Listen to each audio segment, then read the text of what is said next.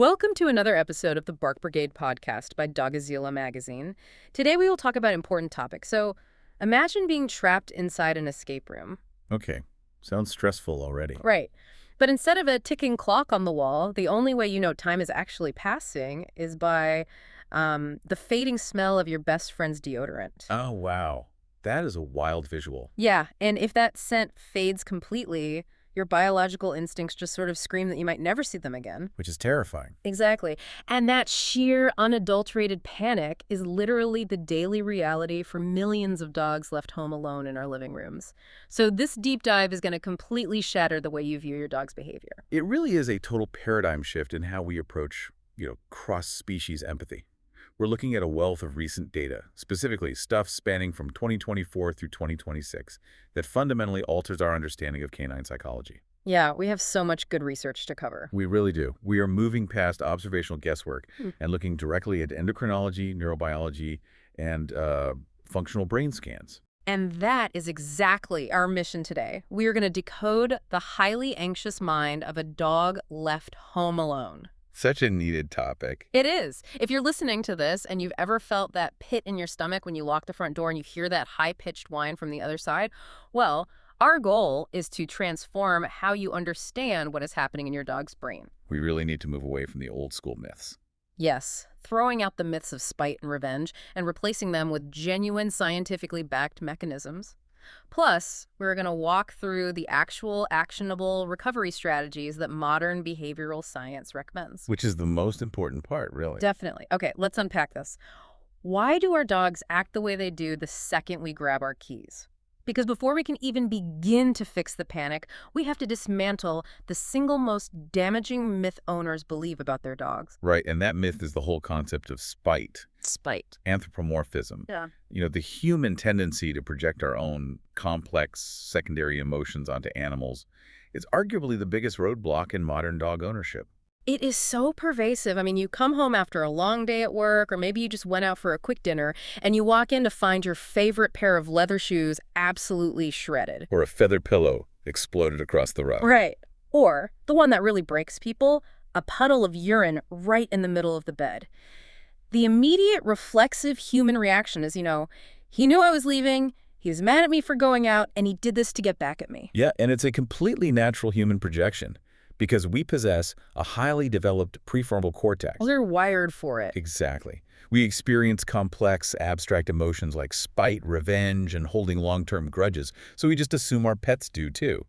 But evolutionary biology and canine neuroscience tell us a completely different story. The brain structures just aren't the same. No, they aren't. A dog's brain does not have the prefrontal capacity to plot revenge. When a dog chews a personal item like your shoe or your pillow, they're not staging a protest. That chewed shoe is actually an instinctual comfort-seeking mechanism. I was reading about this in the sources, and it completely reframed the whole guilty dog look for me. They aren't angry. They're fundamentally terrified, right? Exactly. They are attempting to self-soothe by utilizing your familiar scent. This behavior is rooted really deeply in their primal survival instincts as a pack species. Because to them, being alone is basically a death sentence in the wild. Right. To a canine, safety is intrinsically tied to proximity to their pack, and in a domestic environment, you are the entire pack.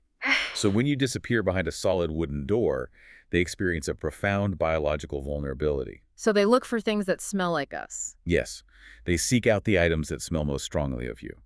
Shoes, dirty laundry, the bed.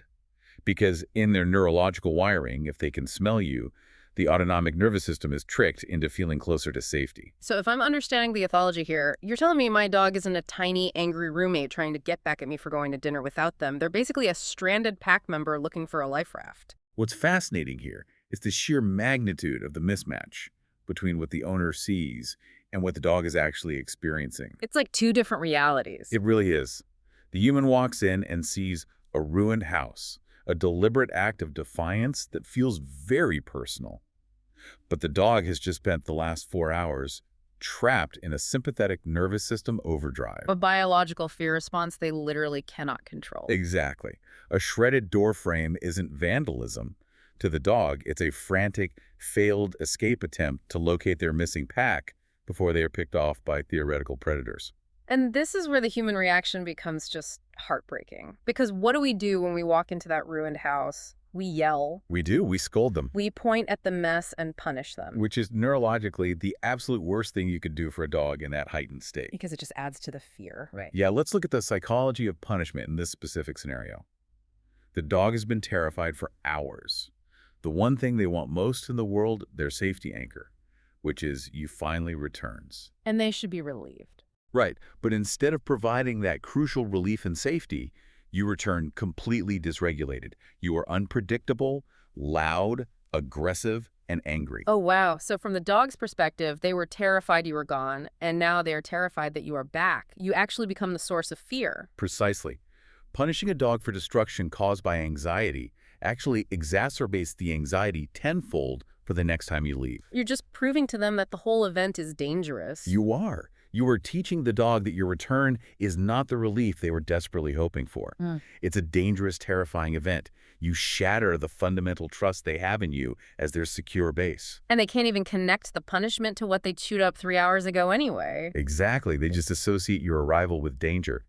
Reframing this, understanding the neurobiology of fear rather than human spite, is the foundational step. You simply cannot fix separation anxiety if you are internally harboring anger at the dog. That structural reframing is essential, and it really brings us back to the core of how they interact with our belongings. They are seeking out our concentrated scent on that chewed-up shoe to self-soothe. Yes, the scent is everything. Which segues perfectly into the biological mechanics of how dogs actually smell time, because they don't perceive the passing of the day the way we do at all. This is one of the most incredible aspects of canine biology, and it's vital for understanding their alone time panic. We humans are incredibly visual and chronologically oriented. We just look at a clock. Right. We look at the angle of the sun or a digital clock on the wall. Dogs don't have a visual concept of a timeline. They navigate the world and they process time entirely through olfaction. Here's where it gets really interesting. Think of your dog's nose like an hourglass. But instead of falling sand, the hourglass is filled with the physical, fading particles of your personal scent. That is an exceptionally accurate analogy. Right. To truly understand this, we have to look at the anatomy of the dog's nose compared to ours. Which is vastly different. Vastly. Inside a dog's nasal cavity are complex, bony structures called turbinates that filter and trap scent. A dog possesses up to 300 million scent receptors. 300 million? Yeah. And to put that in perspective, humans have about 5 or 6 million. Furthermore, the part of a dog's brain devoted to analyzing smells is, proportionally speaking, 40 times greater than ours. Their nose is quite literally a biological superpower. It really is. And because of this processing power, they perceive time during an absence through a fluid dynamics process called olfactory decay. Olfactory decay. Okay, let's break down the physics of that. What does that actually look like floating around in my living room? Well, when you are in your home, you are constantly shedding scent molecules. It's a continuous biological exhaust. Gross, but fascinating. Right, your perfume, your deodorant, your natural apocrine sweat glands, even the microscopic dead skin cells we all shed continuously. The ambient air in the room is heavily saturated with your specific biochemical signature. So it's like a cloud of me. Basically, yes. But the moment you walk out the front door, the source of that scent is gone. The regeneration stops entirely. It hits its peak saturation the second the door clicks shut, and then it immediately starts to fade. Exactly. And it fades at a highly predictable mathematical rate, a half-life, much like radioactive decay. Because a dog's olfactory bulb is so hypersensitive, they can consciously track this fading trail in the air. So they use that fading trail to measure time. Yes, they are measuring exactly how long you have been gone based on how degraded and scattered your scent molecules have become in the ambient environment. It's just wild to think about that level of sensory input. I know the research usually cites that famous study on canine olfaction showing dogs can detect a single drop of blood diluted in an Olympic-sized swimming pool. That's a classic example, yeah. We hear that stat a lot, but applying it to this context is staggering. They use that exact same molecular precision to measure the fading half-life of my deodorant in the hallway. They do. And this biological timer directly dictates their physiological stress levels. Over time, they learn your daily routine through this scent clock. So they know my normal work schedule just by how my smell fades. Precisely. If you usually come home from work when your scent has degraded to, let's say, an arbitrary level 4, their nervous system remains relatively stable, as long as the ambient scent remains above that threshold. But if I'm late? As that scent scatters and fades past the point where you normally return, that is the exact moment the dog's internal alarm bells start to ring. That explains so much about where we find them when we come home. The research notes that when the ambient smell in the room gets too faint, a dog will often move to the owner's last known spot, like a bed, a pile of laundry, or a favorite chair. Yeah, they congregate where the scent is strongest. They aren't just sleeping there. They are literally migrating to the place where the hourglass has the most sand left. Yes, they are actively seeking the highest, most concentrated deposits of your scent to artificially extend their safety window.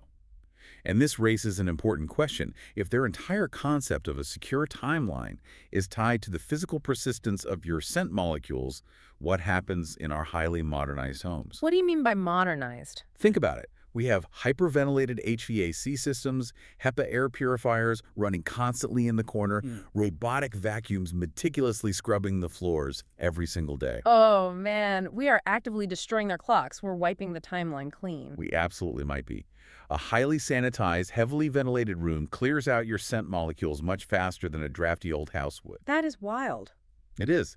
The scent decays artificially quickly due to the air circulation, which means the dog's internal biological clock tells him you've been gone for 8 hours when it might have only been 30 minutes. Because the physical markers are gone. Exactly. The fading of the scent is the direct biological trigger for the next phase of the panic. Which brings us to the physiological reaction itself. The moment that scent drops below the safe threshold, there is an immediate cascading reaction inside the dog's endocrine system. I want to dive into the hormonal cycle, specifically cortisol, and what the latest 2024 to 2026 brain scans are actually showing us. Yeah, the brain scan data is incredible. Because this isn't just a dog being sad, it's so much more than that. Not at all. Cortisol, as you know, is the primary stress hormone produced by the adrenal glands. It's what triggers the sympathetic nervous system, the fight or flight response in all mammals. That's what keeps us alive in the wild. Exactly. It evolved to keep us alive in the face of predators. In the context of canine separation anxiety, a cortisol spike is the body's chemical fire alarm. It shuts down non-essential functions and floods the muscles with energy to escape. And the numbers in the latest research are frankly staggering. I was looking at the methodology of the University of Helsinki study from 2025. That was a landmark study. It really was. They looked at anxious dogs left alone, and they didn't just observe them on camera. They used functional hormone tests, saliva swabs, and blood panels to quantify the exact chemical panic levels. Yes, the Helsinki researchers took a highly rigorous biological approach. They measured the baseline cortisol levels in dogs that suffer from separation distress while the owner was present, and then swabbed them again after an absence. And what did they find? They found that in just 30 minutes of being left alone, these dogs experienced cortisol spikes of up to 70% above their baseline. Wait, a 70% spike in just 30 minutes? That means the dog's body is going into full fight or flight almost the second the door clicks shut. It happens incredibly fast. That is not a gradual buildup of boredom over an afternoon. That is an immediate, violent chemical reaction in their brain. It is immediate, and it is entirely overwhelming. These functional brain scans and hormone tests are so vital to modern canine behavioral science because they objectively confirm the physiological impact of isolation. It's physical proof. Yes, it proves definitively that true separation anxiety is a medical and biological pathology, not a lack of training or quote-unquote bad behavior. When you ask what a 70% cortisol spike actually feels like to a dog, you have to imagine the most intense panic attack you've ever had. Like absolute terror. Exactly. Your heart is hammering against your ribs, your blood pressure skyrockets, your vision tunnels, and your rational brain basically shuts down. And how does that internal chemical storm manifest on the outside? Like, when we check our pet cameras, what physical behaviors are directly correlated to this hormonal cycle during extended periods of isolation? It manifests as intense, repetitive kinetic energy. Because the cortisol is demanding physical action to escape the threat of isolation, the dog has to burn it off. Right, they have all this fuel and nowhere to go. So you see pacing back and forth along the exact same path, sometimes for 4 or 5 hours on end without a single break. Just nonstop walking. Nonstop. You also see heavy, rapid panting even if the room is air-conditioned because their internal metabolic temperature is rising from the sheer stress. And the destruction, of course. And of course, destructive digging. Usually directed at exit points like the front door, the windowsill, or the carpet near the exit. They're driven by an overwhelming biological imperative to break through the barrier and locate their pack. It's not that they are choosing to be dramatic. Their nervous system is literally screaming that their life is in imminent danger. Precisely. And while this chemical storm is raging in their bloodstream, there is a complex psychological loop happening simultaneously in their memory. How do they actually picture the owner who just left? This is a really interesting area of study. It is. This leads us to some incredible recent findings regarding canine cognitive memory snapshots. Yeah, this is where the intersection of ethology and cognitive science gets really compelling. We look at the recent work of animal behaviorists like Dr. Alexandra Horwitz. Her methodology regarding the snapshot concept is amazing. It provides incredible insight into how a dog processes your departure. I agree. It really clarifies what's happening cognitively. I found this part of the research fascinating because I always assumed my dog had a running movie in their head, like I do. How does episodic memory differ from this snapshot method? Well, humans process episodic narrative memories. We can replay a continuous movie of an event in our minds. Dogs do not process narrative timelines in the same way. They don't have mental movies. No, they process in associative, static snapshots. When you walk out the door, your dog takes a literal mental picture, a cognitive snapshot of the exact configuration of you leaving. Okay, so they have a Polaroid in their brain of me walking out. Exactly. And throughout the duration of your absence, they store this static image in their short-term working memory, and they continuously recall that snapshot and compare it to the current visual reality of the empty room. So they just keep checking. Right. They're Yeah. checking the data. Is the human from the snapshot here? No. Let me check again in 30 seconds. Is the human here now? No. That sounds neurologically exhausting. It's like refreshing a web page that won't load for 8 hours straight. It is profoundly exhausting for their brain. Each negative comparison, every single time they check the snapshot against the empty room and find it lacking, it triggers a micro-stress response. Just a little hit of stress every few seconds. Exactly. The amygdala fires a tiny warning. Imagine that cognitive loop playing constantly over an entire 8-hour workday. The stress compounds exponentially. It's not one big moment of panic. No, it's a relentless drip, drip, drip of cognitive dissonance that eventually floods the nervous system. And how do physical objects tie into this memory loop? The source material explores why dogs associate human sense and specific objects with their primary safety needs. So how does a dog feel when they see a familiar object while you're gone? Because dogs associate your scent with safety. When they see your jacket draped over a dining chair or your work shoes left by the door, they tie those physical objects directly into the snapshot loop. Oh, I see. They are utilizing the object as a proxy for the human. The jacket is there, the concentrated smell is there, but the cognitive dissonance occurs because the human is not attached to it. It's like a missing piece. Right. It feeds into that continuous hopeful check for your return. They are looking for the rest of the puzzle to appear. And speaking of hopeful checks, I absolutely have to bring up this 2025 auditory processing study about PAR sounds because the methodology completely blew my mind. The acoustic differentiation study, yes. We focus so much on sight and smell, but their hearing is also working overtime. This is a beautifully designed piece of research that adds a whole new layer to how they monitor our absence. It really is. The researchers proved that dogs can distinguish the specific acoustic frequency of their owner's car engine from every other vehicle on the block. Their hearing is incredibly finely tuned. When they monitored anxious dogs and played a high-fidelity recording of the owner's car engine mixed with neighborhood ambient noise, the dogs' tails wagged and their heart rates actually dropped measurably on the monitors. Which is a huge physiological shift. Yeah, it proves they aren't just sitting there in a state of silent, frozen terror. They are actively, hopefully scanning the environment for the specific soundtrack of your return. If we connect this to the bigger picture, it tells us something deeply crucial about canine psychology. What's that? This hopeful auditory listening, this constant scanning for the specific pitch of your tires on the gravel or your gait on the stairs, is a sign of profound attachment. It is an active coping mechanism. So it's not just pure panic. Right. It is not necessarily an anxiety disorder on its own. It's the survival mechanism of a pack animal, eagerly waiting for the return of its secure base. But if they are constantly scanning and taking a mental snapshot of the departure itself, and that departure causes all the stress, we have to look at what happens before the departure. The buildup is huge. Because my dog seems to know I'm leaving before I even make the conscious decision to leave. Which brings us to the science of anticipation and pre-departure cues, or PDQs. Dogs are, without a shadow of a doubt, master observers of human behavior. Their entire evolutionary success alongside humans is based on pattern recognition. It's classical conditioning at its most primal, right? We're talking about the micro-routines, picking up the heavy metal keys, putting on the stiff work shoes instead of the soft sneakers, grabbing a specific leather wallet or tote bag. Exactly. They watch everything you do. The behavioral data shows that it takes as little as 2 weeks for a new dog to learn the exact sequential pattern of your pre-departure routine. Just 2 weeks. Because their observation skills are so acute, they link these entirely mundane human actions directly to the impending isolation. They form a Pavlovian association. So within just 2 weeks, my dog's heart rate becomes elevated before I even touch the doorknob. Yes, that 70% cortisol spike we discussed earlier. For many dogs, it doesn't actually start when you close the door. It starts the moment you reach for your keys off the counter. Wow. They are thrown into a state of elevated physiological stress before the separation event even occurs.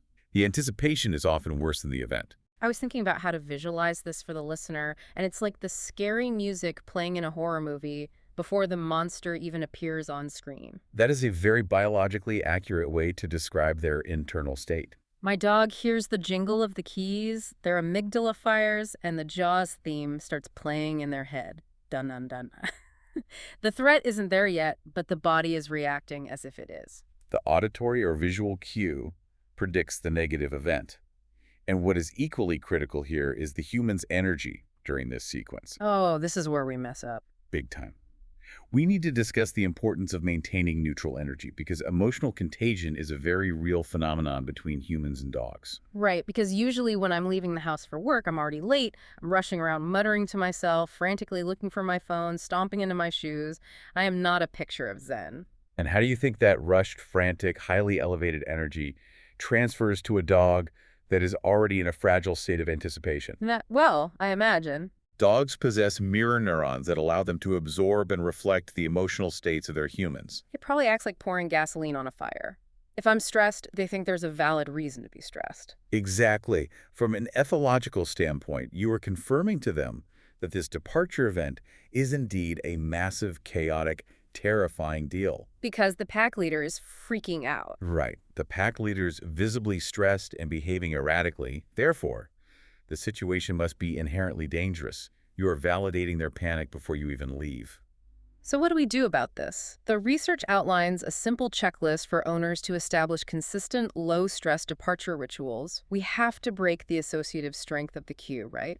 Suggest some simple modifications to reduce these pre-departure anxiety triggers. We do. We have to neurologically decouple the PD cues from the actual act of departure. You do this through a process called habituation, performing the cues without the subsequent isolating event. Like fake leaving. Exactly.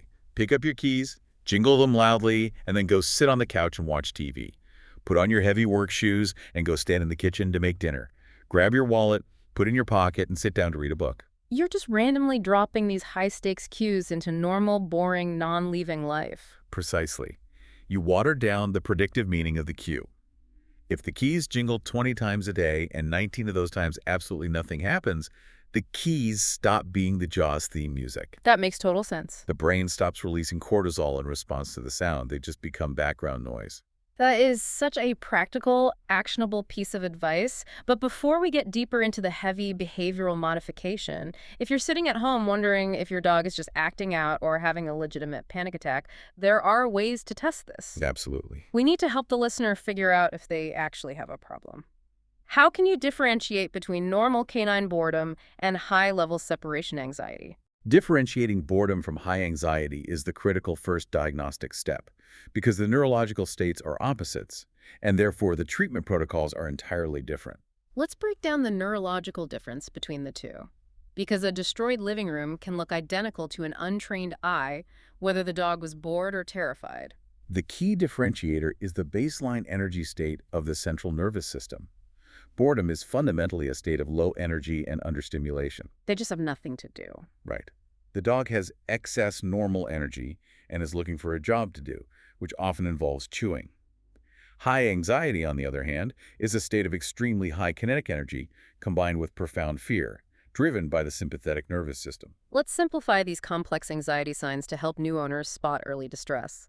The most searched signs on veterinary websites are pretty telling. They are very clear indicators. People search for dog howling when alone, dog peeing inside, and house destruction.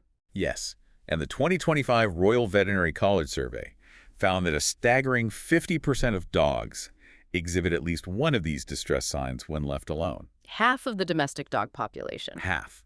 It's a massive portion of the pet population suffering in silence. So let's contrast the two states clearly. Paint a picture of a bored dog versus an anxious dog on a pet camera. Well, a bored dog might wander around the room relatively calmly, find his stray shoe, chew on it for 20 minutes because the texture is mildly entertaining, and then go take a 3-hour relaxed nap on the sofa. So they eventually just settle down. Exactly. The destruction is usually localized to one item and performed in a resting posture. And the anxious dog. How does the neurology change the physical output? An anxious dog physically cannot settle. The cortisol prevents the brain from entering a rest state. There is no napping. Just constant movement. They pace the exact same route for hours on end. They don't just chew a shoe. They shred an entire couch or dig a frantic hole through the drywall, specifically trying to reach the door. Which goes back to that escape response. Right, and here is the definitive diagnostic tool. An anxious dog will refuse high-value food. If you leave a beautiful, rare piece of steak on the floor, a bored dog will eat it instantly. A panicking dog won't even look at it. Why is that? Why do they ignore the best food ever? Because Okay, so let's say the listener has done the steak test. They realize, okay, my dog is truly anxious. Their digestive system is shutting down. Where do we start? you start at the door. The first step in the treatment plan actually starts at the literal exit. Let's look at the science of the goodbye ritual, structuring the conversation from identifying fear symptoms to achieving long-term recovery. This is where we begin the actual behavioral modification. And it begins with how you handle those final 30 seconds before you walk out the door. The goodbye ritual sets the biochemical tone for the entire absence. I was looking at this 2025 Royal Veterinary College trial on departure routines. They directly compared owners who used calm goodbyes to owners who used highly emotional, drawn-out goodbyes.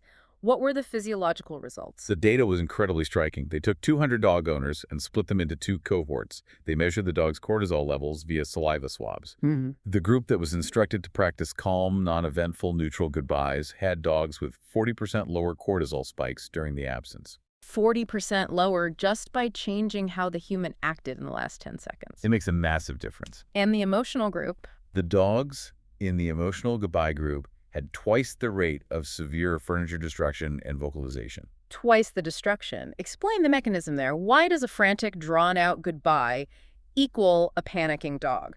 Because, again, dogs feed on our emotional states through emotional contagion.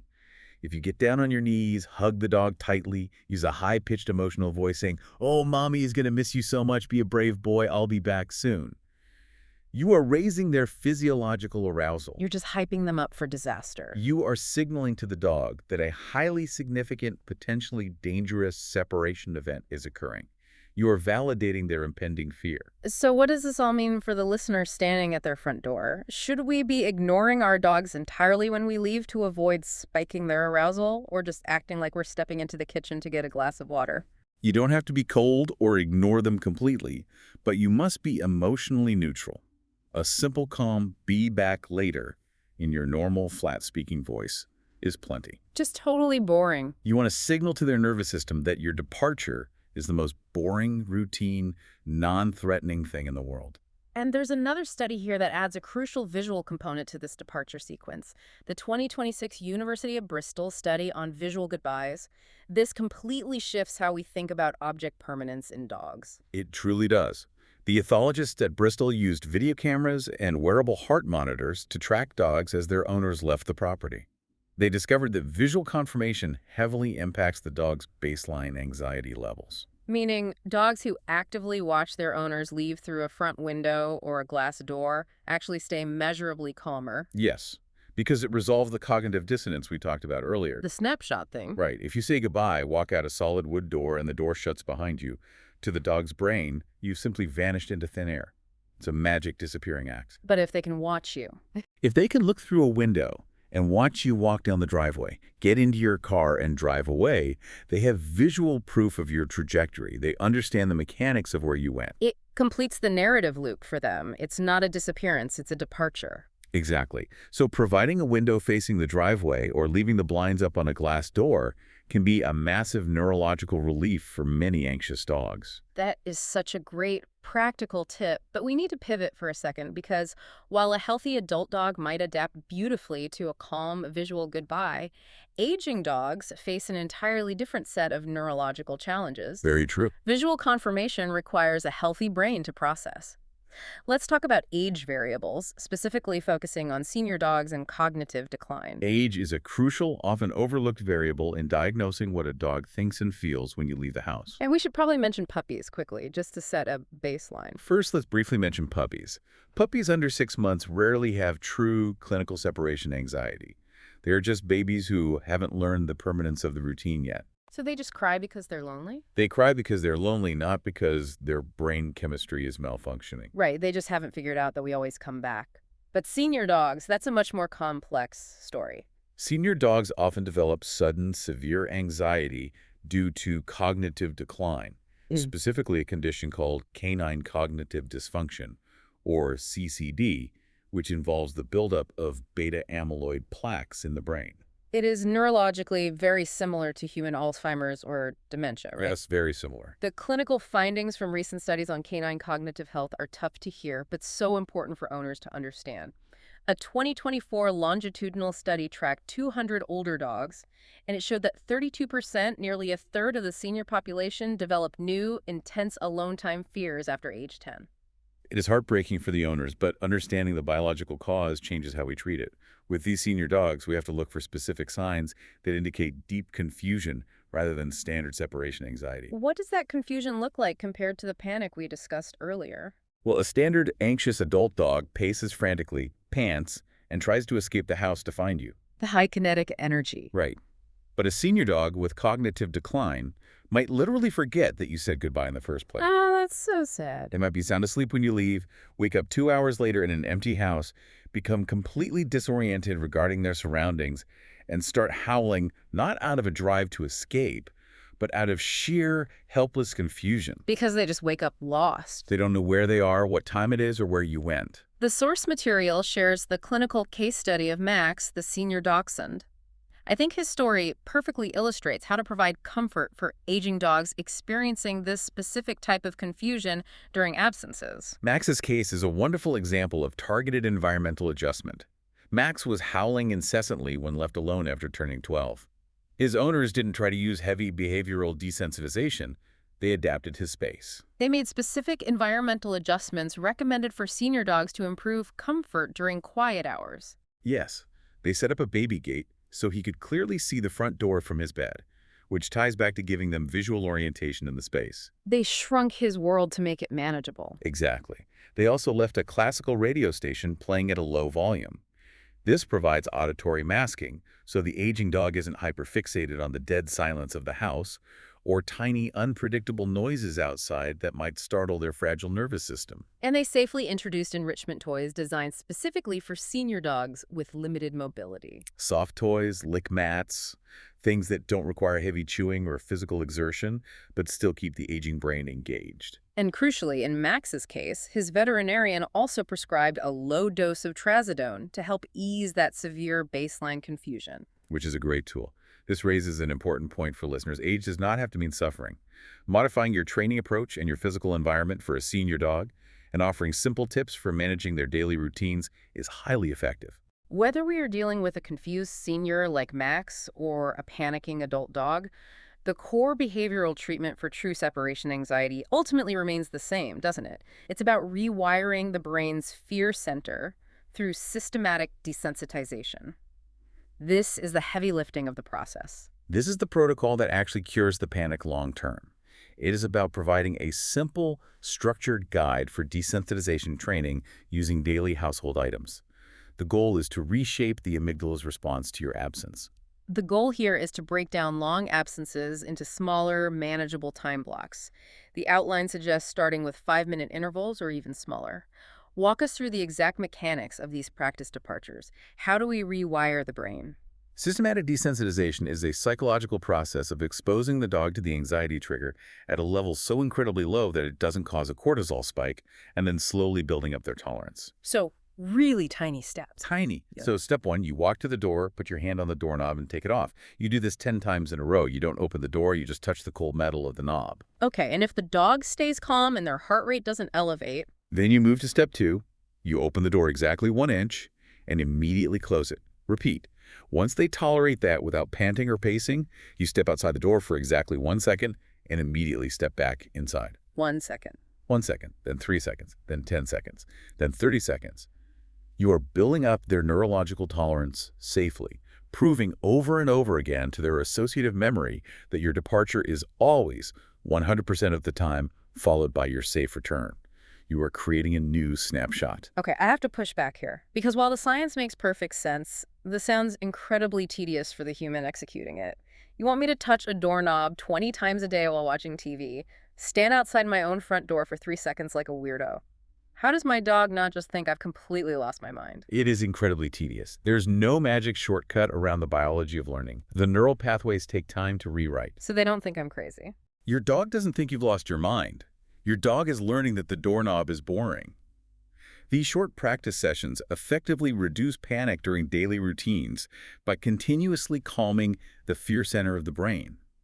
You are taking the physiological sting out of the trigger. Okay, so to speed up this tedious desensitization process, owners need to create positive associations with their absence using high-value rewards.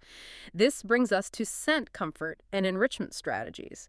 We want to use enrichment toys to actively build confidence, right? Absolutely. You want to shift the dog's internal mindset from, oh no, they are leaving, I am in danger, to, yes, they are leaving, which means I get my special high-value treat. But we have to suggest ways to safely introduce these enrichment toys without accidentally triggering pre-departure anxiety. Exactly. Because if you only give them the special peanut butter toy when you leave, the toy just becomes another PD cue, a pre-departure cue that predicts isolation. Right, it becomes the new Jaws theme. So you introduce the toy, let's use a frozen stuffed Kong, as the gold standard while you are home. Give it to them on a random Tuesday night while you are sitting on the couch watching a movie.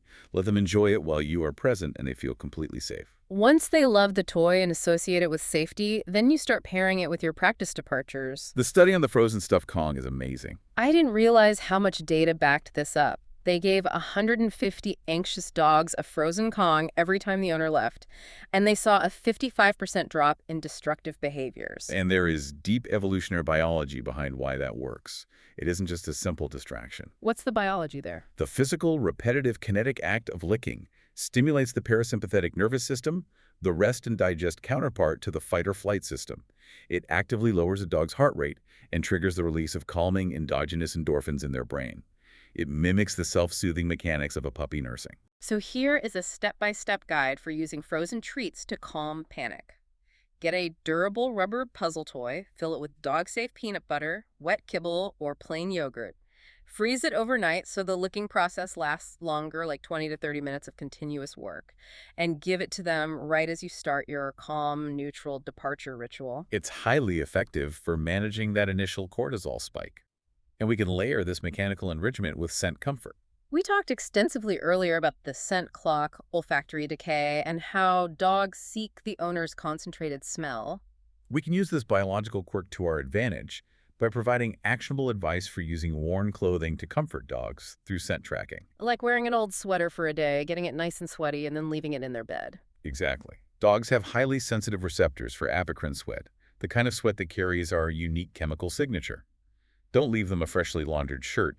Leave them the t-shirt you slept in or the sweater you worked out in. Because it's loaded with your scent? By placing that in their bed, you are artificially keeping the concentration of your scent extremely high in their immediate environment, which helps manipulate that olfactory clock we discussed.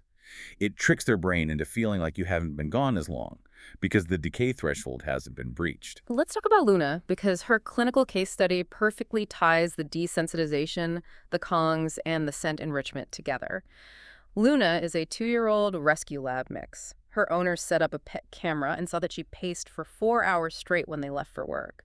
4 hours of relentless, repetitive pacing. And crucially, she ignored her water bowl and her breakfast, which we know from the steak test is a definitive sign of high sympathetic anxiety, not boredom. Exactly. So her owners implemented a gentle, scientifically backed daily routine to help her build confidence while alone. They did the tedious desensitization, the 5-minute manageable intervals, the fake departures, the doorknob touching. They gave her the unwashed sweater. And they paired it with a daily frozen stuffed Kong. And the neurological results were profound. Within just 2 weeks of consistent low-stress practice, Luna went from 4 hours of panicked, cortisol-driven pacing to resting and sleeping for 7 out of the 8 hours she was alone. Her owner even said in the study, she wags her tail when I pick up my keys now. She knows a treat is coming. They completely rewired her amygdala. It is a perfect example of how combining behavioral modification the doorknob touches with biological tools, endorphin-releasing licking, and scent manipulation can yield incredible, life-changing results. But while Kongs, practice departures, and old sweaters work for many dogs like Luna, we have to be realistic here. What happens when a dog is so far past their fear threshold that they won't even look at food? What if their cortisol is so consistently high that you try all of this and it just doesn't work? That brings us to our final and perhaps most critical area of discussion: when to seek professional and veterinary support. We have to advise pet owners on when to escalate their intervention from behavioral training to medical assistance. How do you identify the signs of severe separation distress that require immediate veterinary intervention? Let's clearly outline the red flags. The most urgent red flag is any form of self-injury. If your dog is breaking their nails down to the quick trying to dig through a door, or if they have bloody gums and broken teeth from chewing on the metal bars of a crate, you need professional veterinary support immediately. That is an active medical emergency. Their brain is so panicked they are overriding their own pain receptors. And what about the food refusal? Yes, the complete refusal of high-value treats when alone is another major diagnostic flag.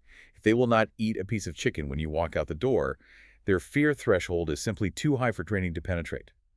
Finally, if you have been diligently doing the doorknob desensitization training for 6 solid weeks and you have seen absolutely zero progress in their duration tolerance, it is time to call your vet. Let's discuss modern veterinary medicine, because I think there's a huge stigma around medicating pets. People think they are failing as owners. This raises an important question about the stigma surrounding behavioral medication for dogs. Many owners mistakenly think that putting a dog on medication means they are drugging them, sedating them, or turning them into a personality-less zombie. But the clinical research on SSRIs, selective serotonin reuptake inhibitors like fluoxetine, or medications like trazodone, which was used in Max the dachshund's case earlier, shows that they do not sedate the dog at all. Correct. When dosed properly by a veterinary behaviorist, these medications do not act as sedatives. What they do at the synaptic level is regulate neurotransmitters to lower the dog's baseline level of fear. Remember that 70% cortisol spike we talked about? Medication helps suppress that massive, uncontrollable chemical fire alarm. It calms the brain's fear center just enough so that the dog can actually process information and learn new habits. So medication is a bridge to learning, not a failure of the owner. Precisely. If the brain is locked in a state of sheer, survival-level terror, it literally cannot learn that the doorknob is safe. The cortisol blocks the learning pathways. Medication lowers the terror so the desensitization training can actually penetrate the cognitive barrier. To highlight how incredibly successful this holistic approach can be, let's look at the 2024 Foster study of 50 highly anxious shelter dogs. These were dogs with severe trauma and deeply ingrained separation anxiety. The researchers put these 50 dogs on a comprehensive, science-based protocol, calm departure rituals, puzzle toys for parasympathetic licking, short alone-time practice sessions, and for those who needed it, targeted behavioral medication. And the results. After just 8 weeks on this combined protocol, 44 out of those 50 dogs were successfully adopted and, more importantly, stayed in their new homes without being returned for destructive behavior. It proves that with the right combination of tools, understanding the biology, managing the environment, and sometimes utilizing medication, severe anxiety is highly treatable. The 6 dogs that did not succeed had underlying complex medical issues. But for the vast majority, the protocol worked. It saved their lives and kept them out of the shelter system. It is an incredible testament to modern canine science. We've gone from debunking the toxic myth of spite to understanding the 300 million scent receptors ticking away time like a biological clock, to analyzing functional brain scans and cortisol spikes, to executing doorknob training, and finally to utilizing medical intervention. We've really covered the full spectrum of the anxious canine mind. We've covered the evolutionary biology, the cognitive psychology, and the practical behavioral applications. But if I can leave you with one final thought. Please do. It requires a profound, almost uncomfortable amount of empathy to view the world through your dog's nose and memory. It is incredibly easy to be frustrated by a chewed shoe or a scratched door. It is much harder, but far more rewarding, to realize that Shoe was a desperate, primal attempt to find safety in your scent. I challenge you to observe your dog's body language the next time you put on your work shoes. Don't view their pacing, their panting, or their whining as a nuisance or an attempt to manipulate you. View it as a deep, profound expression of cross-species attachment. They panic because, in their biological reality, they value your presence above everything else in their world. Empathy over anger. A stranded pack member looking to their family, not a spiteful roommate trying to ruin your day. That changes everything.